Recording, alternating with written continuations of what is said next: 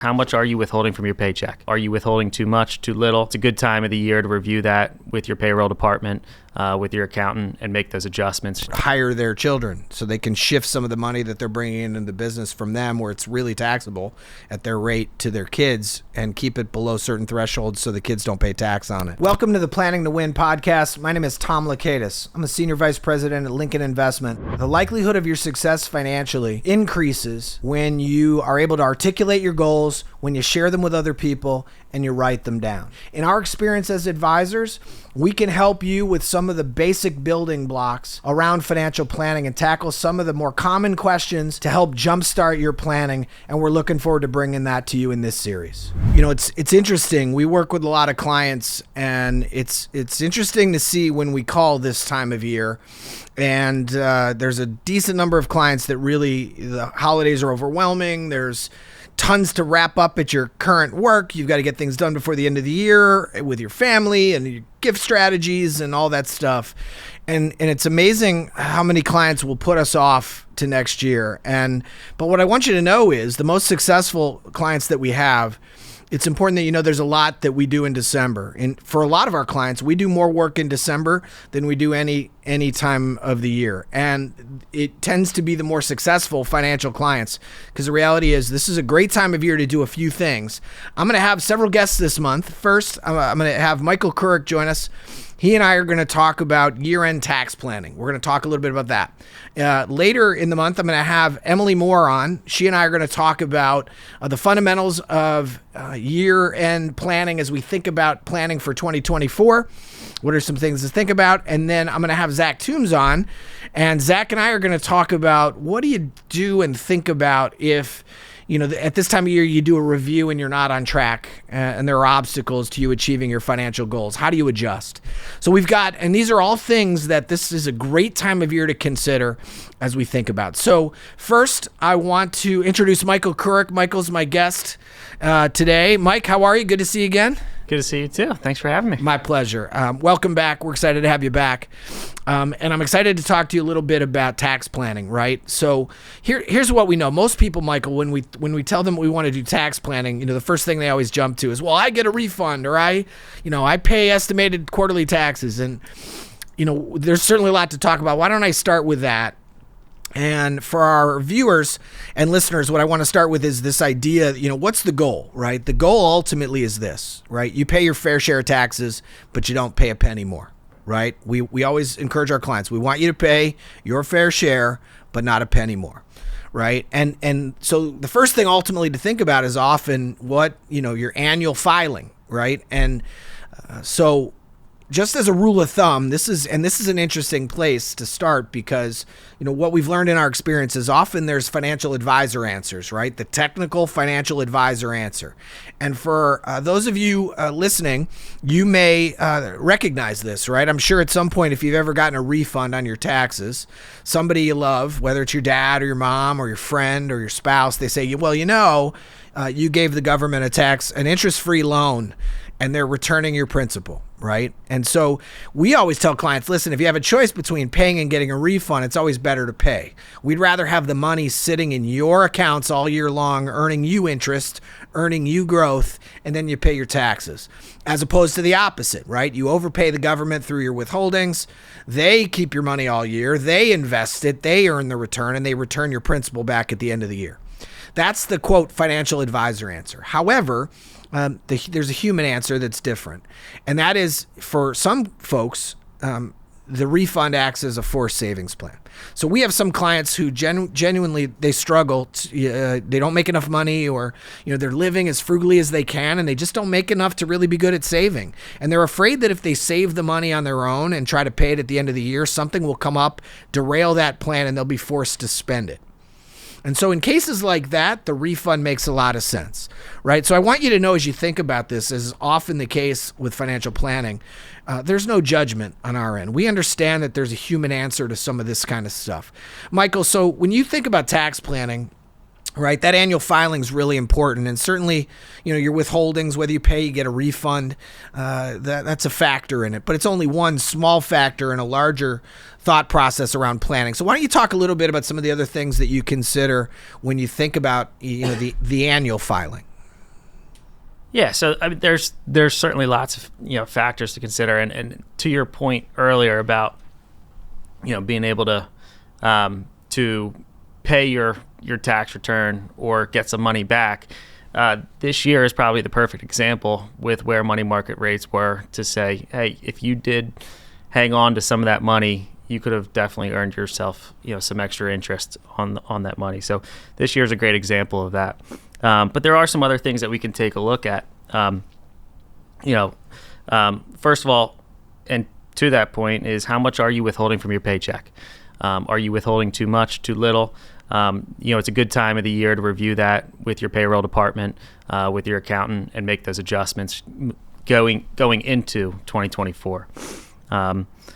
There's certainly a lot of strategies that we can consider, and really a little bit more independent towards different situations. Yeah, well, let's talk about some of them. So, one is we often deal with a lot of families. They've got kids, they've got small businesses. Let's start with family planning, right? So, what are a few things that people can think about as it relates to what we call family tax planning? Well, they can consider a lot of things. First of all, if you have kids, right, there's 529 plans in some states will offer some kind of a state tax deduction. So that's a really great thing to take advantage of before the end of the year. How many dependents do you have is certainly a big one. There are other gifting strategies for some that might want to transfer wealth to their kids, stay within a gift tax limit, right? So there's certainly a lot of things that can be considered. Yeah, that's an interesting one. I know that sometimes I have friends that have small businesses, and they will sometimes quote hire their children so they can shift some of the money that they're bringing into the business from them, where it's really taxable at their rate, to their kids, and keep it below certain thresholds so the kids don't pay tax on it. Absolutely. Small business owners clearly have some tax opportunities, and this is a really important time for small business owners. Talk about some of the things business owners think about this time of year as it relates to their taxes. Yeah, well, I mean, I think as a small business owner, you probably have some good years and bad years. And it's an important time to evaluate what kind of year this was. Things that you can do probably at the end of the year is, look at your billables, your things coming in, your income coming in, and your expenses, maybe major purchases. Is this a good or a bad opportunity to maybe defer some of that income to January of 2024, or potentially, make some, major purchases, whether that's equipment, or any kind of purchase, to increase your expenses in this year. Yeah, those are interesting, right? I think that's sometimes people have control over their bonuses and things like that as well. It really is a lot of successful tax planning really comes down to your ability to time income and time expenses so that you have those things hitting or being capitalized in the appropriate tax year when it would benefit you. Talk a little bit, obviously the investment planning is a huge part of what we do when we work with clients. There are some things certainly from an investment perspective that we always want to make sure clients are taking advantage of, or at least considering in the context of their plan. What are some of those things, Mike? Well, first and foremost, potentially an employer-sponsored plan, whether that's a 401k, 403b. Those things you have to get done in the calendar year in order to get that tax deduction. So, if that's an opportunity there for you to defer more of your paycheck towards the end of the year, lower your taxable bill, for this calendar year, that's something that you definitely want to jump on. Yeah, and I think, it's important that you understand that, right? The fundamentals of that, folks, is that, and the rule of thumb is we always encourage clients to contribute as much as they can first to their qualified retirement plan through their employer. And the reason you do that is because you get a direct tax deduction for the contributions, right? If I put $20,000 in my 401k this year, when I go to file my taxes, it's going to look like I made $20,000 yet less. That's a direct deduction from my adjusted gross income, right? So it lowers my tax obligations now. It grows over time, and when I pull the money out, I'm taxed. The idea being that I'm in a lower tax bracket. Mike, anything else from an investment perspective that people ought to consider? I know, we hear a lot about things like capital gains and capital losses, and sometimes clients don't really understand what that means. Yeah, and that's a big thing that comes up in December every year is, when you have a taxable account and you earn money in it, hey, that's a good thing. But you are going to have to probably pay some taxes on those gains. So maybe you had a couple different investments. Some did well. Some maybe had some losses. So what you could consider is selling some of the winners and selling some of the losers to offset some of those gains. Now, one of the good things that you can do about that is tax loss harvest. All right, and what that means is you can carry forward some of those losses. Usually about $3,000 a year you can carry forward. So if you had a $12,000 loss, you can carry that $3,000 for 4 years. Yeah, that's pretty awesome. And we come across this sometimes where clients are really nervous about, oh gosh, capital gains. And listen, just to be clear, that's the point, right? If you're doing it right, you should have some capital gains. That means you're choosing good investments that are growing, but you shouldn't get emotionally attached to either positions, right? At the end of the day, the goal is to sell it when it's high and buy it when it's low. And we've never met an investor that's right 100% of the time. There are always going to be positions that are up and positions that are down. And the goal is to try to offset some of the gains with losses annually so that you can minimize the capital gain obligation. And at the end of the day, it's a good opportunity to exit for some positions maybe that have been stagnant. Mike, anything else you would counsel our listeners as you think about this time of year around tax planning? Yeah, well, I think, ultimately, tax planning, I think a lot of people think it's getting the best tax deduction for this year. But I think part of it is really, like you said earlier, is trying to pay your fair share over a lifetime, and minimize your effective tax rate over a lifetime, not just in a single year. So, are there maybe some years where you do want to probably pay some more taxes, and in order to maybe increase maybe tax-free money in the future, and really diversify your assets from a tax standpoint for maybe in retirement, especially if you're a younger investor. There could be a lot of opportunities there for you. Yeah, that's interesting. So, folks, what Michael's talking about is this concept. We talk about it a lot as a financial advisor.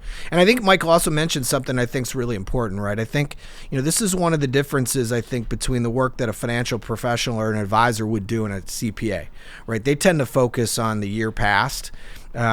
And we tend to focus on, from at least an investment perspective, we tend to focus on minimizing your effective rate going forward on an ongoing basis. And one of the ways we do that is through this concept that Michael just mentioned called asset location. And what asset location is a fundamental theory of investing that's where that is centered around, it's a tax minimization concept that centers around implementing multiple streams of investment into your future income, and there are varied tax benefits, right? And so, Mike, if you would, why don't you explain the concept a little more clearly and give them some examples of the different tax types and how they might work together in a forward-looking tax strategy. Yeah.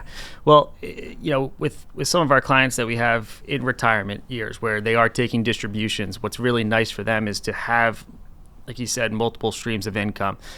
So you can have tax-free income, you can have tax-deferred income, meaning you pay the income tax on it now, and you have your taxable assets that maybe you are paying some of those capital gains, as you go and take distributions in retirement, or not even retirement, doesn't have to be. But so there's really those three types of taxable assets that it gives you a lot of flexibility when you need to make a major purchase in 1 year to say, hey, I can pull from different areas, and again, to minimize your effective tax rate even in later years. Yeah, that's really interesting because I think especially for clients approaching retirement, right? That's where I think, we say this a lot, right? This is a serious business that we work in, and it's an obligation. And I think there are a lot of people who are really skilled at helping people grow assets. But what we've learned is that, where you can find the professional advisors is, on the seriousness and the effectiveness of their distribution strategies, right? The reality is you think about asset location as a concept. Here's the fundamental premise, folks. And I think Michael said it well. We want to incorporate multiple streams of income, right? You should have taxable investments, non-qualified brokerage accounts, 100% taxable this year, capital gains, dividends, interest, 100% taxable this year. You should have tax deferred investments, right? You pay pre-tax money into a 401k as an example, or an IRA or a 403b. It grows tax deferred. When you pull the money out, it's taxable then. But the idea is that you're in a lower tax bracket later in your life than you are now, right? And then there's what we call tax-free investing, right? Where it's after-tax money going in, tax-deferred growth as it grows, and when you pull the money out later, it's tax-free, right? That's the Roth IRA. It's cash value life insurances. It's investment grade. It's municipal bonds, things of that nature, right? By the way, one thing to think about this time of year is also if you've had a pretty decent year with your income, maybe not a great year, your income's down a little bit, this might be a good year to consider a Roth conversion, right? Where you take a traditional IRA and you convert it to a Roth IRA. The amount you convert's taxable. But here's the idea. Think about it like this. Here's the example I would give you, and it's extreme. It's never this clean, but it'll make the point. Michael and I get to retirement on the same day. Both of us need $40,000 from our portfolio to sustain our lifestyle through retirement. Both of us expect to live 20 years, right? Michael's money's in his Roth IRA. My money is all in my 401k, right? The question is, who needs more money lump sum to sustain financial independence for 20 years? And the answer would be, I would need more money, right? Because Michael's distributions from a Roth would be tax-free. My distributions from the 401k would be taxable. I'd probably need 20 to 25% more money overall to be able to accommodate the tax bill and sustain the $40,000 net, right? And it's, again, it's never that clean. So the idea is you'd be able to pull money from various sources in an effort to minimize the effective tax rate throughout your retirement. That's really the concept of asset location, and it starts with a conversation today about your tax strategy.